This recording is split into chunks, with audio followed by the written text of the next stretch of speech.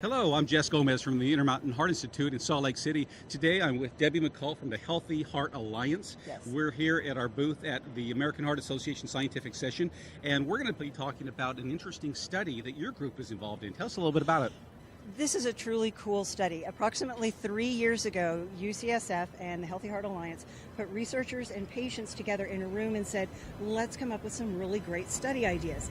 And this is one of the ideas that was developed at that very first meeting. Essentially, from the scientific standpoint, it's an N of 1 study, which is very, very rare. And it took a while to get funded. The AHA was very helpful with that.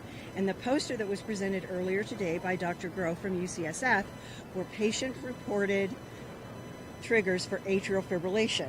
And they reached out to the patient members of stopafib.org and also my Facebook Atrial Fibrillation Support Forum and got a number of very interesting answers between vasovagal and what was important. And the top ones for patients were not surprising. It was alcohol, dehydration, lack of sleep.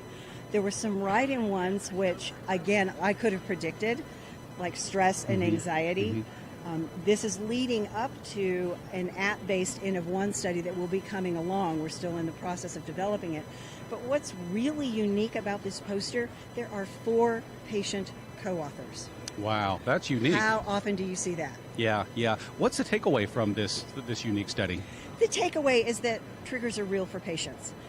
Based on what we've seen early on, it's in younger patients. You'll see it more often in women, paroxysmal. If they have high heart rates, they're going to feel their symptoms more. They're going to start identifying triggers. If I do X, then it triggers my AFib.